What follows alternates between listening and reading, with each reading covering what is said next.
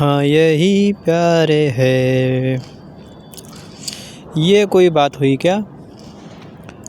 आप 10 ने कहा तो मैंने मान लिया। मैंने एक ने कहा तो आप मुँह बन गया। वाह वाह क्या बात है। कविता का यह स्वर बड़ा ही तल्ख था।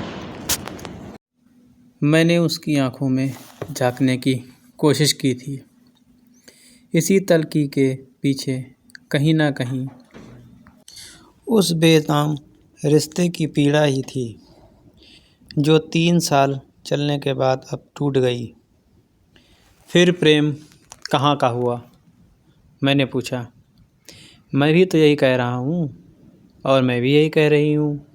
प्रेम कहाँ हुआ? ये तो अगर प्रेम होता तो वह मेरी हर एक बात ज़रूर मानता। तभी कविता बोली, आपका प्रेम सच्चा था। अपनी जानती हूँ कि सच्चा था। और रही उसकी बात, उसकी तो मैं कुछ कह नहीं सकती। मैंने कुछ थोड़ी देर सोचा, फिर मैं बोला, सुनो, मुझे लगता है ना कि आप दोनों का प्रेम परिपक्व था।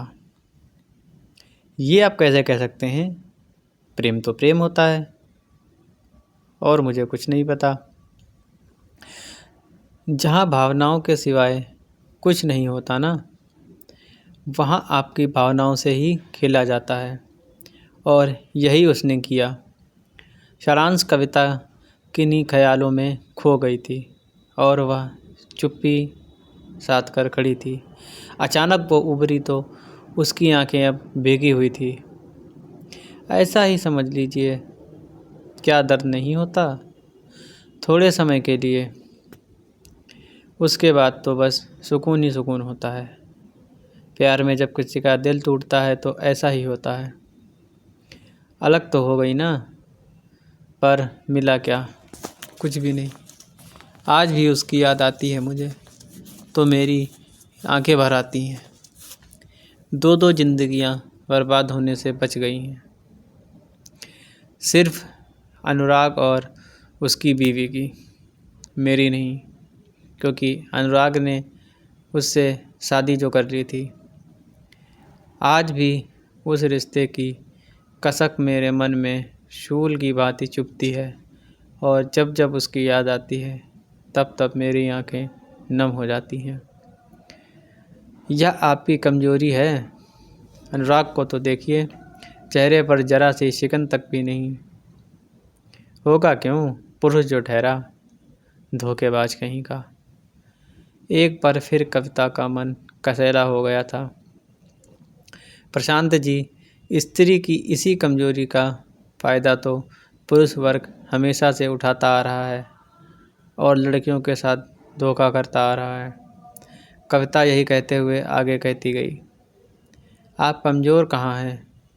मैं हूँ, कविता ने कहा। तो मैं यही कह रही हूँ। तभी अचानक वहाँ पर चाय वाला आया। हमने चुप्पी साध ली थी। हम अचानक चुप हो गए थे। चाय वाला आया और चाय रख देकर वहाँ से चला गया था। बातों का सिलसिला फिर से शुरू हुआ। प्रशांत जी ने कहा, क्या आपने किसी से प्रेम किया था? कविता के अधरों पर खुशी के भाव तिर गए थे। ऐसा लगा कि कविता चंद पलों के लिए खुश हो गई थी। मैं मुस्कुराए बिना न रह सका और हंस पड़ा। सुनंदा की नज़र मेरी तरफ टिक गई थी। वह भी उत्सुक थी। प्रेम चीज़ ही ऐसी है जो हर काल हर परिस्थिति में इंसान को गुदगुदाती है, बशर्ते वह प्रेम एक ही हो और केवल प्रेम ही हो, अन्यथा कुछ नहीं। थोड़ी देर में कुछ चुप रहा, फिर सोचकर बोला, मैं प्रेम के बाजीकरण के खिलाफ़ हूँ, बाजारीकरण के खिलाफ़ हूँ। आप दबाव मत डालिए प्लीज़। मेरे और कविता के प्रेम में यही अंतर था। तभी अचानक अनुराग आया। उसे देखकर हमेशा की तरह कविता ने नज़रें फेर ली थी। अब फेरती ना क्यों, वो उसका अतीत जो था। बातचीत का तो सवाल ही नहीं था। इसे विडंबना ही कहोगे कि कविता और अनुराग एक ही छत के नीचे काम करते हैं, लेकिन आपस में एक दूसरे को ना ही देखते हैं ना ही बात करते हैं। जबकि विभाजन के नाम पर एक प्लाईवुड की दीवार थी। यह कविता के लिए राहत की बात थी। कम से कम 8 घंटे की ड्यूटी में उस पर नज़रें तो नहीं जाएंगी, क्योंकि उसके बीच में एक पार्टीशन हो रखा था। यह बात सोच कर ही कविता मन ही मन खुश रहती थी। मगर दिल को क्या ही कहें, घूम फिर कर उसका दिल का दिन में एक आध बार उसकी तरफ चला ही जाता था। अपने पिता के पास जाने का प्रयास नहीं किया क्या? तो मैंने पूछा। एक बार माँ के साथ गई थी, कविता ने कहा। बहुत जिद की, तब माँ तैयार हुई थी। पापा को देखते ही दौड़कर उनकी गोद में बैठना चाहा था, मगर पापा ने मुझे कोई ख़ास तवज्जो नहीं दी थी।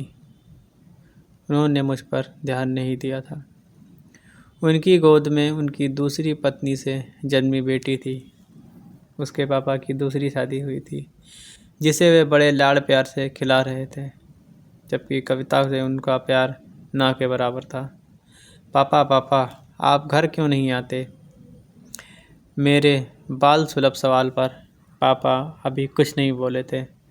वे चुप ही रहे और मेरी माँ की तरफ देखकर नाराज़ स्वर में बोले, मेरे और तुम्हारे संबंध हमेशा के लिए अब ख़त्म हो गए हैं। मैं तुमसे ये बात कितनी बात कहूँ, जब देखो तब चली आती हो। मैं आपसे कुछ मांगने नहीं आई। कविता ने जिद की इसलिए चली आई, या उसकी माँ ने कहा था, और अब वह चुप हो गई थी। मेरा किसी से कोई रिश्ता नहीं है, कविता से भी नहीं। यह बात सुनकर कविता थोड़ी उदास हो गई थी। बेकार की बकवास मत करो, किसी और से शादी करके अपना घर बसा लो, यह कविता के पापा कह रहे थे। एक बार बसा कर देख लिया। माँ के लहजे में व्यंग की पुट था। वह हल्की मुस्कुराई और खिसियाई आवाज़ में बोली, जहन्नुम में जाओ, आइंदा मत आना। यह कहकर उसके पापा चुप हो गए। तभी उनकी दूसरी बेटी रोने लगी, जो पापा की गोद में बैठी थी। पापा उसे गोद में लेकर बाहर जाने लगे। उनकी दूसरी बीवी पर्दे से बाहर आई और बोली, और हम दोनों को देखकर ठिठक गई, अरे ये कौन? वह एकदम शौक थी। मैं इसे 5 स्टार दिलाकर आता हूँ, उसके पापा ने अपनी दूसरी बीवी से कहा। यह कहकर वे बाहर जाने लगे। पापा का यह रूप मेरे लिए एक अप्रत्याशित था। मैंने कभी नहीं सोचा था कि मेरे पापा मेरे साथ ऐसा व्यवहार करेंगे।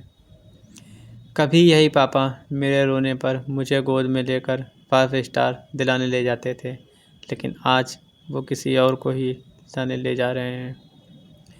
आज एकाएक कविता उनके लिए पराई कैसे हो गई थी? यह खून का रिश्ता इतनी आसानी से मिट जाता है क्या? यह सोचकर कविता का दिल भर आया।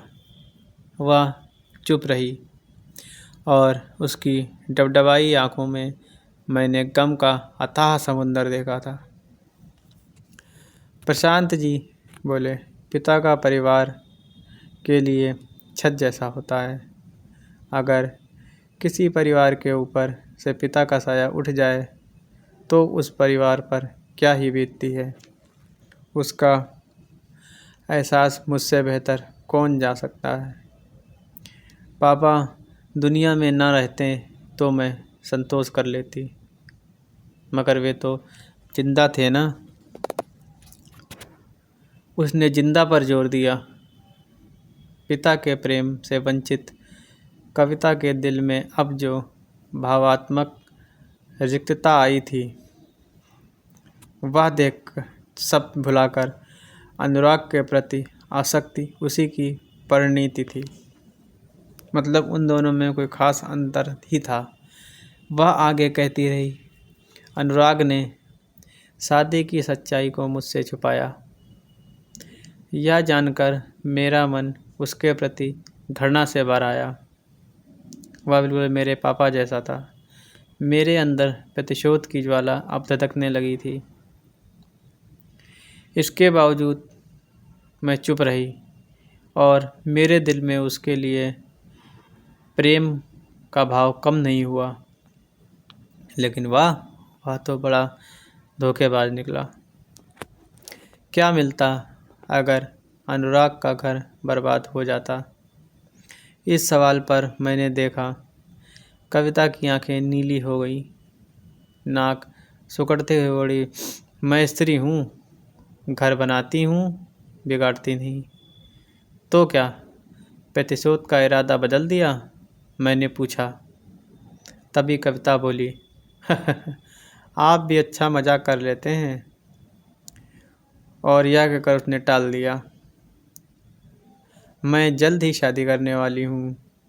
यह सुनकर मैं चौंक गया। वही मुझे तसल्ली हुई। स्त्री घर बनाती है, बिगाड़ती नहीं। यही बात सुनकर वह चुप हो गया। यही संदेश मैं अनुराग को देना चाहती हूँ, कविता ने कहा। वह आगे कही, मैं उसे बता देना चाहती हूँ कि मैं स्त्री होकर कमज़ोर नहीं हूँ। मैं जो थोड़े से झंझावत से घबराकर खुद को ख़त्म कर दे या फांसी लगा ले। खुली आँखों से मैंने प्रेम करना सीख लिया है और मैं उसकी तरह धोखेबाज नहीं हूँ। तो दोस्तों, यह कहानी आपको कैसी लगी कमेंट कर बताएं। अपने दोस्तों को शेयर करें, कहानी को लाइक करें और चैनल को सब्सक्राइब करें।